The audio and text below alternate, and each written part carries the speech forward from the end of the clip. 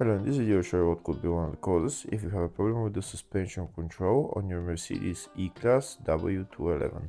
One of the causes could be a blown fuse, so here in the video we'll show you the location of the fuses for the suspension control module. Before I show you the location of the fuses, first I'll show you how to test the fuses, if they're good or bad. I'll show you how to test the fuses using a multimeter and a test light. First, I'll show you how to test the fuses with the test light. For this purpose, we need to turn the ignition on. This is the test light that I'm using. We need to attach the cable of the test light to battery negative or somewhere on chassis ground. Then we're going to start testing the fuses with the test light. On the fuses there is two pins, you can see them right there before the 30 and after the 30 there is two pins where we touch them with the test light, and if both pins light up, that means the fuse is good. If only one pin lights up, that means the fuse is bad. Sometimes none of the pins light up, that means that there is no power going to that fuse. Next I'll show you how to test the fuses with a multimeter. This is what the fuse looks like. You can see that contact in the middle that is connecting to the two pins. This is the contact that shows if the fuse is good or bad. If the contact is burnt, that means the fuse is bad. If it's if it's connected, that means it's good.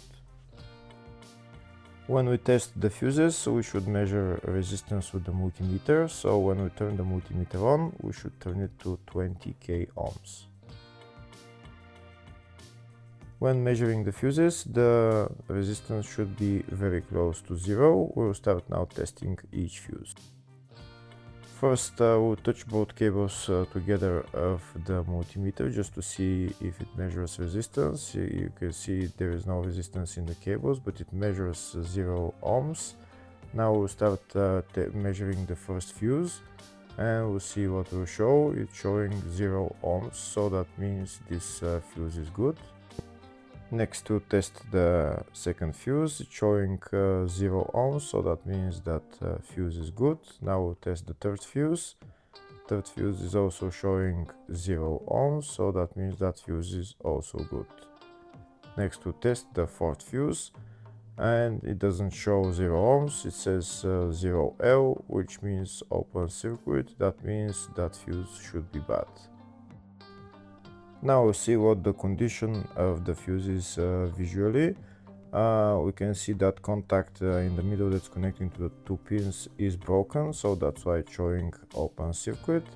That means the fuse is bad, so it needs to be replaced.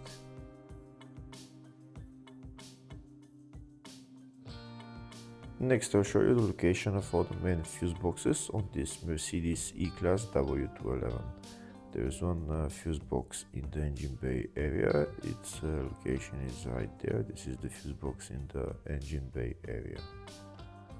You need to open this plastic cover, and then the fuse box is underneath. Next I'll show you the other main fuse box, which is in the fascia. Its location is right there on the left side of the dashboard. There is also another small fuse box in the footwell underneath the carpet. The other main fuse box is in the load area, just behind this panel. I need to pull this out, and this is the other main fuse box. There is also another small fuse box in the spare wheel well. Next I'll show you the diagrams of all the fuse boxes on this Mercedes E-Class W211. There's one fuse box in the engine bay, in the fascia, in the load area, in the spare wheel well, and at the footwell under the carpet.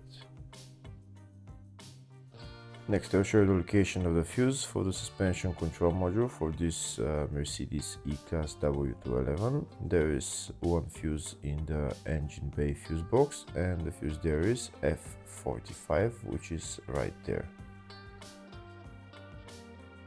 There is another fuse for the suspension control module, and it's located in the fascia fuse box, and the fuse there is F37.